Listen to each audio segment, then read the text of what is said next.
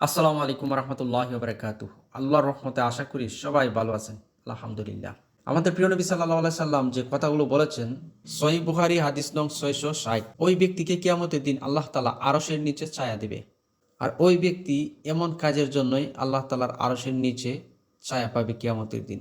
আমাদের প্রিয় নবী সাল্লাল্লাহু আলাইহি সাল্লাম বলেছেন, যে ব্যক্তি যে এমন গোপনে দান করে, এমনকি তার ডান হাত যা প্রদান করে তা তার বাম হাত পর্যন্ত জানতে পারে না, সে কিয়ামতের দিন আরশের নিচে ছায়া পাবে। আর এই হাদিস এসেছে সহিহ বুখারী হাদিস নং 660। কিন্তু গোপনে যারা দান করে, আসলেই কিন্তু তারা ডান হাতও বলতে পারে না যে দান করেছি কিনা, কেউই জানে না একমাত্র আল্লাহ তাআলা ছাড়া। কিন্তু আজকাল দেখলাম যারা দান করেছে তারা কিন্তু সেলফি তুলে রাখে, ভিডিও করে রাখে, এমনকি পাশে দাঁড়িয়ে তাকে দিচ্ছে, এই অবস্থায় ফটো এমনকি ভিডিও ধারণ করে তারপরে তাকে ওই দানটা প্রদান করে, তারপর এটা ইতিহাস হিসাবে রেখে দেয়। আফসোস ওই ব্যক্তির জন্য যারা এই কাজ করেছে, কোনো কাজে আসবে না, তার কোনো কাজেই এই দান কাজে আসবে না। কেননা সে যেভাবে দান করেছে, এই দানটা মূলত ভাবে প্রকাশ করেছে, এমনকি সে মানুষকে জানিয়েছে, দেখো আমি তাকে দিচ্ছি, দেখো আমি তাকে অমুক জিনিসটা দিচ্ছি।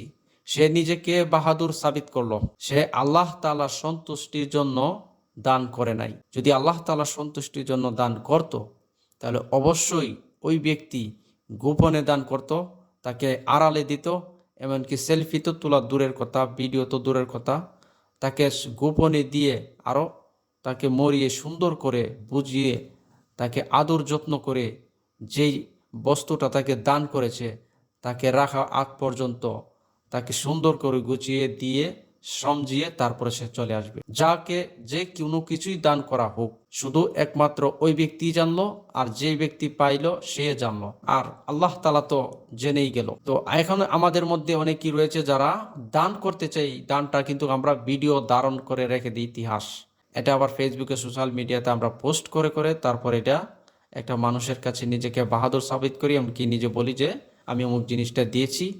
আবার অনেকের কাছে একটা খুব আনন্দিত সে উপভোগ করে, কিন্তু ওই ব্যক্তির জন্য আফসোস, সে তার কোনো কাজে আসবে না এই দান।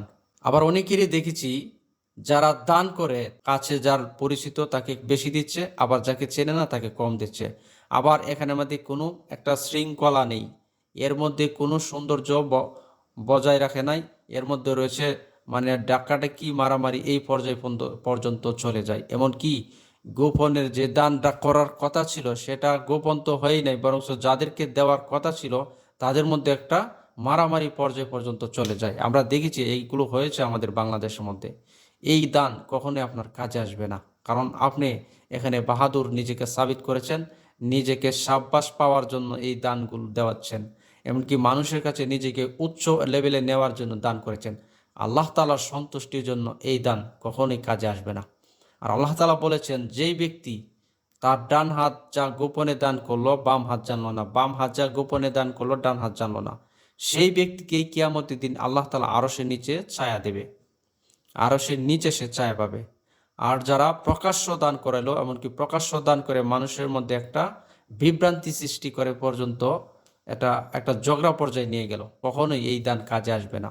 আবার যাকে দিল মানুষকে বলে বেড়ালো, তাই মানুষকে বলে বলে বেড়ানোর চেয়ে এই দান আপনার কোনো কাজে আসবে না। যখন আমরা দান করব, যাই করিব, আমরা কখনোই এই দানের কথা প্রকাশ করব না, তাকেও বলবো না।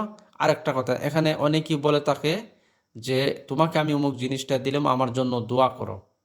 তখন সেই ব্যক্তি, যে ব্যক্তি দিল, সাথে সাথে মাটিতে বসে সে দোয়া করতে শুরু করে যে আল্লাহ তুমি তাকে অমুকটা দাও, অমুকটা করো, অমুকটা দাও, তার কাছে দোয়া চাইলো। আপনার যে জিনিসটা দিয়েছেন, যে বস্তুটা দিয়েছেন, আপনি যা কিছু হোক দান করেছেন, টাকা হোক, চাল হোক, ডাল হোক, যাই হোক আপনি দান করেছেন, কিন্তু আপনি যে দোয়া চাইছেন, আপনার আমল বরবাদ হয়ে গেছে। আপনার এই দান কখনোই কাজে আসবে না। কাউকে আপনি যা কিছু দান করুক, কখনোই কোনো সময় আপনি বলবেন না যে তোমাকে আমি দিয়েছি, তুমি আমার জন্য দোয়া করো। দোয়া চাইতে নেই। আপনি মসজিদও সিন্নি দেন, কোনো জায়গায় কিছু সিন্নি সালাদ দিচ্ছেন, এমনকি এটা আপনার জন্য আপনার ভিতরে রাখবেন। কারো কাছে দোয়া চাইতে নাই, কারো কাছে দোয়ার কথা বলবেন না।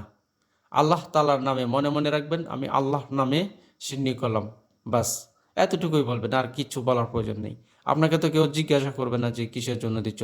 বাস যদিও বলে তাহলে আল্লাহ তাআলার নামে আমি দিয়েছি। আপনি সুন্দর করে শৃঙ্খলা বজায় রেখে আপনি দান হলে অবশ্যই ইনশাআল্লাহ, আর মনে মনে থাকবে যে আমি আল্লাহ তাআলার সন্তুষ্টির জন্য আমি দান করেছি, আমি দিয়েছি। আপনার মনে মনে রাখবেন, কাউকে বলবেন না আমার জন্য দোয়া করো, কাউকে বলবেন না আমার যে সেলফি করে তোলো, এমনকি ভিডিও ধারণ করে রাখো যেন আমি দেখতে পাই, এমনকি একটা সোশ্যাল মিডিয়াতে আমি পোস্ট করে নিজে একটা বাহাদুর সাবিত করি। তাহলে আপনার এই না করা, এই প্রকাশ্যে দান করার চেয়ে না করা অনেক ভালো। তাই আল্লাহ তাআলা বলেছেন যারা গোপনে দান করে তাদের মর্যাদা রয়েছে, আর যারা প্রকাশ্য দান করে এমনকি নিজেকে বাহাদুর সাবিত করতে চায় তার দানে কোনো কাজ আসবে না, বরং সে আরও গুনাহগারের কাজ করলো। তো আল্লাহ তাআলা যেন আমাদেরকে গোপনে দান করার মতো দান করব, অবশ্যই গোপনে দান করার চেষ্টা করবো ইনশাআল্লাহ। যার যতটুক তৌফিক আছে এতটুক দেওয়ার চেষ্টা করব। কখনোই বিশৃঙ্খলাতে যাব না, ফটো ধারণ করব না, কাউকে সাবাসও দেব না। আমাদের প্রিয় নবী সাল্লাল্লাহু আলাইহি সাল্লাম যে বলেছেন, যে ব্যক্তি যে এমন গোপনে দান করলো, এমনকি তার ডান হাত যা প্রদান করলো তার বাম হাত পর্যন্ত জানলো না, এমনকি জানতেও পারলো না, তো কিয়ামতের দিন ওই ব্যক্তিকে আল্লাহর আরশের নিচে ছায়া দিবে। তো অবশ্যই আমরা যেন দান করব গোপনে, যেন আল্লাহ তাআলা ছাড়া আর কেউ না জানুক। তো সে পর্যন্ত ভালো থাকুন, সুস্থ থাকুন, ইসলামের সাথেই থাকুন, গোপনে দান করার চেষ্টা করুন। আসসালামু আলাইকুম রহমতুল্লাহি ওয়া বারাকাতুহু।